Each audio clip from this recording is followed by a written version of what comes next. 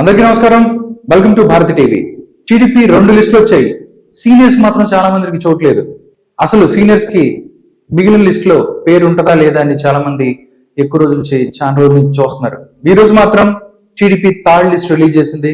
దానికి సంబంధించి టీడీపీకి సంబంధించి ఎవరికి ఎక్కడి నుంచి సీట్ ఇచ్చింది టీడీపీ అధిష్టానం అనేది మనం చూద్దాం. టోటల్ గా మనం చూసుకున్నట్టయితే పార్లమెంట్ కి సంబంధించి 4, అదేవిధంగా అసెంబ్లీకి సంబంధించి 9 మంది అభ్యర్థుల జాబితాని రిలీజ్ చేసింది తెలుగుదేశం పార్టీ అధిష్టానం. ఒక్కసారి టీడీపీ లిస్ట్ 3rd లిస్ట్ మనం చూసేద్దాం.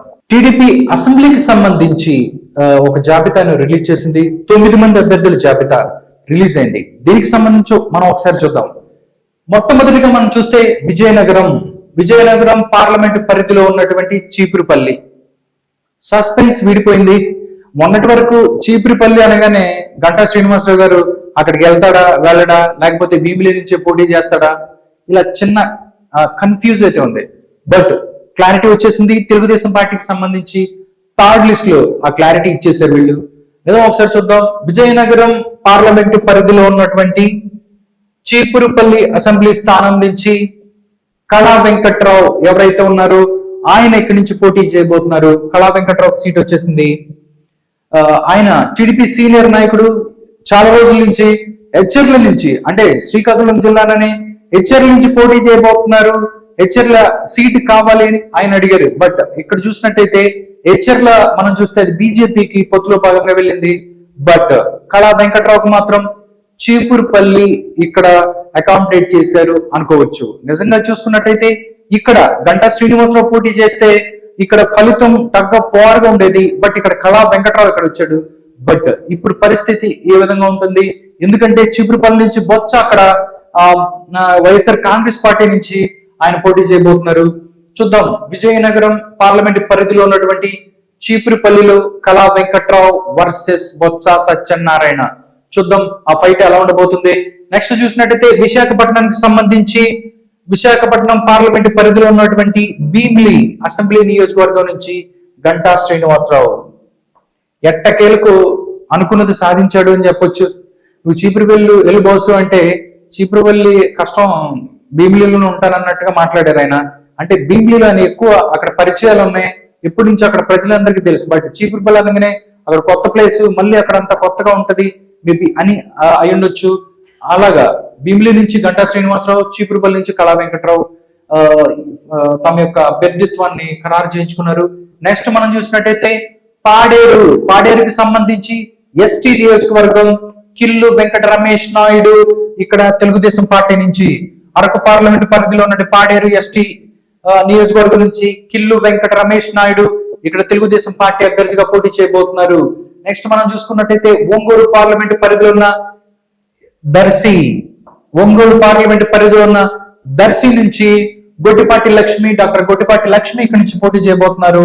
ఆవిడ యొక్క అభ్యర్థిత్వాన్ని ఖరారు చేసింది తెలుగుదేశం పార్టీ అధిష్టానం. నెక్స్ట్ మనం చూస్తే రాజంపేట పార్లమెంట్ పరిధిలో ఉన్నటువంటి రాజంపేటకు సంబంధించి సుఖవాసి సుబ్రహ్మణ్యం ఎవరైతే ఉన్నారో ఆయన కొద్ది రోజుల నుంచి టీడీపీ టికెట్ ఆశిస్తున్నారు. సుఖవాసి సుబ్రహ్మణ్యం ఇక్కడ రాజంపేట నుంచి పోటీ చేయబోతున్నారు. ఎందుకంటే రాజంపేటకు సంబంధించి ఎవరైతే సుబ్రహ్మణ్యం గారు, ఈయన చాలా స్ట్రాంగ్ క్యాండిడేట్, చాలా బలమైన క్యాండిడేట్. అందుకనే ఇక్కడ టీడీపీ అధిష్టానం ఆయనకి టికెట్ ఖరారు చేసింది అని చెప్పొచ్చు. నెక్స్ట్ మనం చూసినట్టయితే రాజంపేట తర్వాత కర్నూలు పార్లమెంట్ పరిధిలో ఉన్నటువంటి ఆలూరు నుంచి వీరభద్ర గౌడ్ ఎవరైతే ఉన్నారో వీరభద్ర గౌడ్ ఇక్కడి నుంచి పోటీ చేయబోతున్నారు. ఆయన తెలుగుదేశం పార్టీ అభ్యర్థిగా తన యొక్క అభ్యర్థిత్వాన్ని ఖరారు చేయించుకున్నారు. ఆలూరు నుంచి వీరభద్ర గౌడ్. నెక్స్ట్ మనం చూస్తే అనంతపురం పార్లమెంట్ పరిధిలో ఉన్నటువంటి గుంతకల్ మనం కొన్ని రోజులుగా చూసుకున్నట్టయితే గుంతకల్ పెండింగ్ లో పెట్టింది తెలుగుదేశం పార్టీ అధిష్టానం. బట్ ఇక్కడ వైఎస్ఆర్ కాంగ్రెస్ పార్టీ నుంచి తెలుగుదేశం పార్టీలో జాయిన్ అయిన గుమ్మనూరి జయరాం ఎవరైతే ఉన్నారో ఆయనకి తెలుగుదేశం పార్టీ అభ్యర్థిగా అభ్యర్థిత్వాన్ని ఖరారు చేసింది టీడీపీ. నెక్స్ట్ మనం చూస్తే అనంతపురం పార్లమెంట్ పరిధిలో ఉన్నటువంటి మరొక అసెంబ్లీ నియోజకవర్గం అనంతపురం అర్బన్ లో దగ్గుబాటి వెంకటేశ్వర ప్రసాద్ ఎవరైతే ఉన్నారో అనంతపురం అర్బన్ నుంచి తెలుగుదేశం పార్టీ అభ్యర్థిగా తమ యొక్క పేరుని ఖరారు చేయించుకున్నారు. నెక్స్ట్ అనంతపురం తర్వాత మనం చూస్తే హిందూపూర్ పార్లమెంట్ పరిధిలోని కదిరి నుంచి కందికుంట వెంకట ప్రసాద్ ఎవరైతే ఉన్నారో ఆయన తెలుగుదేశం పార్టీ అభ్యర్థిగా ఇక్కడ టికెట్ ఖరారు అయింది ఆయనకి. మనం ఒక్కసారి చూసుకున్నట్టయితే చీపురుపల్లి కళా వెంకట్రావు, భీమిలి గంటా శ్రీనివాసరావు, పాడేరు కిల్లు వెంకట రమేష్ నాయుడు, దర్శి గొట్టపాటి లక్ష్మి, రాజంపేట సుఖవాసి సుబ్రహ్మణ్యం, ఆలూరు వీరభద్ర గౌడ్, గుంతకల్ గుమ్మనూరు జయరాం, అనంతపురం అర్బన్ దగ్గుబాటి వెంకటేశ్వర ప్రసాద్, కదిరి కందిగుంట వెంకట ప్రసాద్ ఎవరైతే ఉన్నారో తెలుగుదేశం పార్టీ అభ్యర్థులుగా ఇక్కడ నుంచి పోటీ చేయబోతున్నారు. వాళ్ళ అభ్యర్థిత్వాన్ని తెలుగుదేశం పార్టీ ఖరారు చేసింది. ఇది ఈ రోజు తెలుగుదేశం పార్టీ రిలీజ్ చేసిన 9 మంది అసెంబ్లీకి పోటీ చేసే అభ్యర్థుల జాబితా.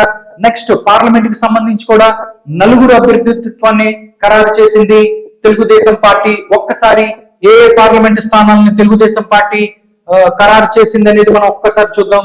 9 మంది అసెంబ్లీ స్థానాలను ప్రకటించిన తెలుగుదేశం పార్టీ ఈ రోజు 4 పార్లమెంట్ స్థానాలకి తమ యొక్క అభ్యర్థిని ఖరారు చేశాయి. ఒక్కసారి మనం చూద్దాం పార్లమెంట్ అభ్యర్థుల జాబితా. పార్లమెంటు విజయనగరం పార్లమెంటు స్థానం ఎవరెవరికి వస్తుంది, ఎవరికి ఇస్తారు అని చిన్న క్లారిటీ అయితే మొన్నటిదాకా లేదు. బట్ ఇక్కడ నుంచి చాలా మంది మాట్లాడారు. విజయనగరం నుంచి మనం చూసుకున్నట్టయితే ఎవరైతే ట్రిపుల్ ఆర్ గారు ఎవరైతే ఉన్నారో రఘురామకృష్ణంరాజుకి విజయనగరం ఇక్కడి నుంచి పోటీ చేస్తారు అన్నట్టుగా కూడా మాట్లాడారు. బట్ ఇప్పుడు చూసుకున్నట్టయితే విజయనగరం పార్లమెంట్ స్థానాన్ని కలిశెట్టి అప్పల నాయుడు ఇక్కడి నుంచి తెలుగుదేశం పార్టీ అభ్యర్థిగా పోటీ చేయబోతున్నారు. ఆయన పేరుని ఖరారు చేసింది. నెక్స్ట్ మనం చూస్తే ఒంగోలుకు సంబంధించి మాగుంట శ్రీనివాసులు రెడ్డి ఇక్కడ ఒంగోలు ఎంపీగా పోటీ చేయబోతున్నారు. నెక్స్ట్ అనంతపురం పార్లమెంట్ నుంచి అంబికా లక్ష్మీనారాయణ ఇక్కడి నుంచి పోటీ చేయబోతున్నారు అన్నట్టు తెలుస్తోంది. నిజంగా మనం చూస్తే అనంతపురం సంబంధించి జేసీ పవన్ రెడ్డి ఇక్కడి నుంచి పోటీలో ఉంటారు అన్నట్టు తెలిసింది మొన్నటి వరకు. బట్ ఇప్పుడు చూస్తే అనంతపురం పార్లమెంట్ స్థానం నుంచి అంబికా లక్ష్మీనారాయణ ఇక్కడ పోటీ చేయబోతున్నారు. నెక్స్ట్ మనం చూసుకున్నట్టయితే కడపకు సంబంధించి కడప పార్లమెంట్ స్థానానికి ఎవరు ఉంటారు అని మొన్నటి దగ్గర కొంచెం దానికి సంబంధించి సస్పెన్స్ కొనసాగింది. కడప నుంచి చెడిపిరాళ్ల భూపేష్ రెడ్డి ఎవరైతే ఉన్నారో ఆయన తెలుగుదేశం పార్టీ అభ్యర్థిగా కడప పార్లమెంట్ స్థానం నుంచి పోటీ చేయబోతున్నారు. ఇక్కడ వైఎస్ అవినాష్ రెడ్డి వర్సెస్ చెడిపిరాళ్ల భూపేష్ రెడ్డి అవుతుంది. నిజంగా ఇక్కడ ఒక మంచి ఫైట్ ని మనం చూడొచ్చు 2024 ఎలక్షన్స్ లో. టోటల్ గా అంటే తెలుగుదేశం పార్టీకి సంబంధించి ఎవరు ఎక్కడి నుంచి పోటీ చేస్తారు అనేది థర్డ్ లిస్ట్ లో 9 మంది అసెంబ్లీకి, అదేవిధంగా 4 పార్లమెంటు స్థానాలను కూడా ఖరారు చేసింది. ఈ లిస్ట్ లో అయితే ట్రిపుల్ ఆర్ ఎవరైతే ఉన్నారో రఘురామకృష్ణంరాజు ఆయన పేరు రాలేదు. రఘురామకృష్ణంరాజు ఉండి నుంచి పోటీ చేస్తారు, తెలుగుదేశం పార్టీ అభ్యర్థిగా అసెంబ్లీకి పోటీ చేస్తారు అన్నట్టు వార్తలు వస్తున్నాయి. బట్ థర్డ్ లిస్ట్ లో మాత్రం అది ఆయన పేరు రాలేదు. నాకు తెలిసి నెక్స్ట్ లిస్ట్ లో పేరు వచ్చే అవకాశం ఉంది అనుకుంటున్నారు. చూద్దాం. ఇప్పటి వరకు మాక్సిమం 175 స్థానాలను వైఎస్ఆర్ కాంగ్రెస్ పార్టీ ప్రకటించింది. మొన్ననే బీజేపీకి సంబంధించి వాళ్ళు కూడా 10 మంది అసెంబ్లీ స్థానాలు, అదేవిధంగా 6 పార్లమెంటు స్థానాలకు సంబంధించి అభ్యర్థులు ఖరారు చేశారు. వాళ్ళ అభ్యర్థులు ఖరారైన తర్వాత తెలుగుదేశం పార్టీ జనసేనకి సంబంధించి వీళ్ళ యొక్క అభ్యర్థులు కొంతమంది ఖరారు కావాల్సి ఉంది. చూద్దాం ప్రజెంట్ ఉన్న పరిస్థితి సినారియోది. నెక్స్ట్ కొంతమంది సీనియర్స్ కూడా తెలుగుదేశం పార్టీకి సంబంధించి కొంతమంది సీనియర్లు కూడా ఇంకా సీట్ లేని పరిస్థితి చూడాలి. నెక్స్ట్ రానున్న ఈ యొక్క నెక్స్ట్ లిస్ట్ లో ఉన్న వాళ్ళ పేర్లు ఉంటాయా లేదా అనేది చూడాలి.